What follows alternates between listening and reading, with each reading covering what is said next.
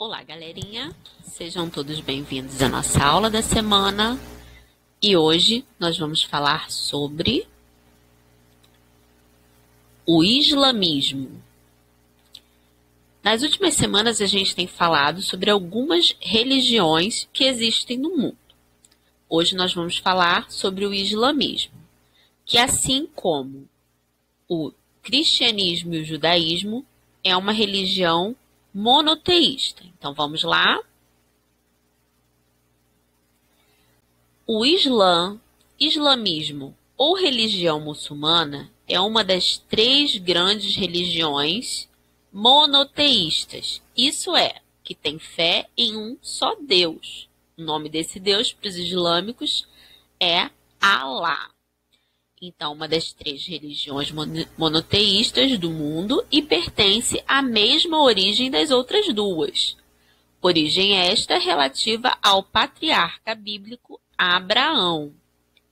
Sabemos que as outras duas são o judaísmo e o cristianismo, como eu já falei. Então, aqui a gente tem três imagens de pessoas, de um homem, de mulheres e de crianças islâmicas fazendo as suas orações, né? A gente pode ver que a vestimenta deles é um tanto quanto diferente para os costumes que a gente tem no Brasil. As mulheres, elas costumam se vestir dessa forma, se cobrindo da maior parte possível, por conta de que a mulher ela é vista como um símbolo de muita beleza. Então, elas têm que guardar essa beleza para o homem que elas escolherem ou que suas famílias escolherem, porque tem muito isso na tradição islâmica também, da família da mulher escolher o seu marido. Então, elas guardam a beleza delas, porque a beleza delas é vista como algo muito importante. Tanto que elas, até as mulheres que usam essa roupa, que se chama burca, elas usam uma também que cobre até o rosto. E aí fica só uma redinha em cima dos olhos. Então, elas se maqueiam por baixo, elas se perfumam, elas botam joias. Então, aquilo ali, elas não deixam de ser belas, elas não deixam de ser vaidosas por conta da vestimenta que está cobrindo todo o corpo. Pelo contrário, muitas delas gostam muito dessa vestimenta. Claro que tem outras que são meio que obrigadas a seguir aquilo, mas é questão de tradição. E também existem islâmicos de algumas vertentes diferentes.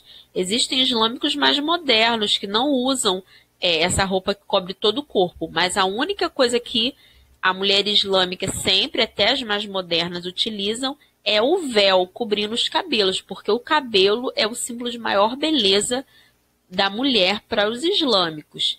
Inclusive, os islâmicos, alguns também usam esse chapéuzinho, assim como o judeu, que eu falei da última aula, que usa também aquele chapéuzinho em cima da cabeça. Aquele chapéuzinho do judeu, eu não me lembro se eu expliquei, mas aquele chapéuzinho, ele representa a mão de Deus sobre o homem, para o homem sempre estar lembrando que ele está abaixo de Deus.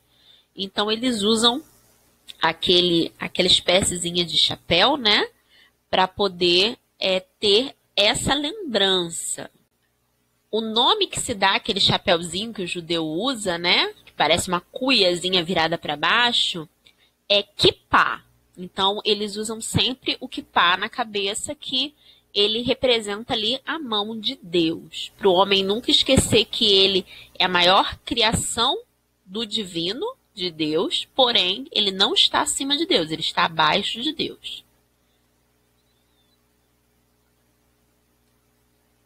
O termo Islã significa submissão. Aí a gente vê que tem essa semelhança também lá com o judaísmo, tem o islamismo, que também tem alguma relação com estar abaixo de Deus, ou seja, ser submisso a Deus. Ter a submissão é isso, estar abaixo, se submeter, obedecer. O islamita, ou muçulmano, ou islâmico, como a gente costuma chamar, é aquele que, por definição, submete-se à vontade de Deus. Ou seja, para o islâmico, toda pessoa que obedece a Deus é islamita, é muçulmana. Mas também aí tem a questão religiosa, da prática religiosa. O responsável pela difusão, ou seja, por espalhar a crença islâmica pelo mundo, foi o profeta Maomé, ou Muhammad, que se escreve assim, Muhammad ou Muhammad, nascido na cidade de Meca, na Península Arábica, em 571 d.C., e morto em 632 d.C., em Medina, na mesma região. Essa cidade de Meca, ela se tornou uma cidade sagrada para os islâmicos. Então, todo muçulmano, ele tem algumas orações que ele tem que fazer durante o dia, e ele faz essas orações ajoelhado, e ele abaixa a cabeça em direção ao chão, voltado, né, virado de frente para a localização geográfica de Meca. Então, eles sempre procuram a localização geográfica que vai dar a direção da cidade de Meca. O volume com todos os versos de Maomé ficou conhecido como Corão ou Alcorão. A gente fala Alcorão porque, em árabe, a palavrinha, né, a sílaba al, ele quer dizer o artigo o aqui, como a gente fala a Bíblia, eles falam o Corão, seria Al-Corão. Aí a gente acaba falando Alcorão nessa tradução livre, né? Mas a palavra correta é Corão mesmo.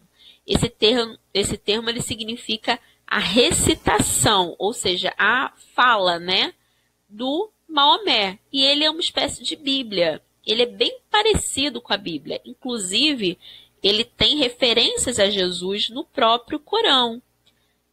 O Corão até tem uma curiosidade, a citação de Maria, da palavra, né, do nome de Maria, falando sobre Maria, mãe de Jesus, é mais falado no Corão do que na Bíblia Sagrada Cristã. Essa é uma curiosidade, né? Mas ali tem histórias bíblicas também, histórias que os cristãos consideram como bíblicas, né? Mas essas histórias, elas também estão presentes no Corão, assim como também na Torá judaica. Então, o Corão é tido como livro sagrado dos muçulmanos, de onde deriva as interpretações para a conduta social, religiosa, cultural e até jurídica do Islã. Então, lá nos países árabes que têm como religião oficial o islamismo, eles levam a religiosidade até para a parte jurídica. Então, para as leis mesmo, eles se baseiam muito no Corão, que é o livro sagrado deles. Um dos momentos importantes da história do islamismo é chamado Hégira, termo que significa exílio ou fuga. Então, essa palavra, ela também significa aquela palavrinha que tem na Bíblia, que é o Êxodo, é até um livro da Bíblia, né? Então, Êxodo também significa essa fuga, esse exílio. E foi o que aconteceu. A Hégira foi a retirada de Maomé, né, a fuga de Maomé e de seus seguidores da cidade de Meca para a cidade de Medina. A partir da Hégira, inicia-se a contagem do calendário islâmico. Então, o calendário cristão, ele começa lá com o nascimento de Jesus. E o islâmico, a partir dessa Hégira, que é essa fuga do Maomé da cidade de Meca para a cidade de Medina. Inclusive, a cidade sagrada, os islâmicos, eles têm que fazer uma vez ao menos na vida, se pede para que o islâmico ele visite a cidade sagrada de Meca, né, para dar as voltas em volta da Caaba, que é um local sagrado para eles, que tem uma pedra sagrada dentro. Então, eles têm toda uma tradição que só entra nesse local. Quem é islâmico, você tem que comprovar, você tem que ler uma parte do Corão em árabe para demonstrar que você é islâmico e fazer essa viagem, que é uma caminhada por uma parte de deserto muito grande, e você não vai nem com as suas roupas, eles te dão um tecido para você enrolar no corpo e ir andando de sandálias até esse local e fazer essa peregrinação. Pelo menos uma vez na vida eles pedem que os islâmicos façam. Então tem muita gente que é islâmica, que é muçulmana, que junta dinheiro a vida inteira para conseguir fazer essa viagem, né? Que é lá no Oriente Médio.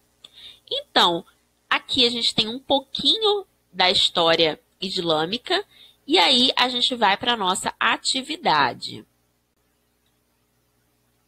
Então, na nossa atividade, vocês vão ter que descobrir, de acordo com esses enigmas que tem aí embaixo, o que está sendo pedido. Vocês vão usar a inicial do nome da imagenzinha, o nomezinho referente à imagem que está ali. Por exemplo, na letra A, a gente está pedindo, vocês vão descobrir qual o nome do grande profeta islâmico.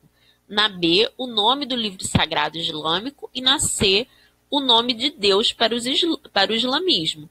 Então, ali, por exemplo, a primeira letrinha, a gente tem a imagenzinha de uma mão. Então, a primeira letra é M. Agora, o restante vocês vão fazer, beleza? Então, por hoje é só. Fiquem bem e até a próxima aula. Tchau, tchau!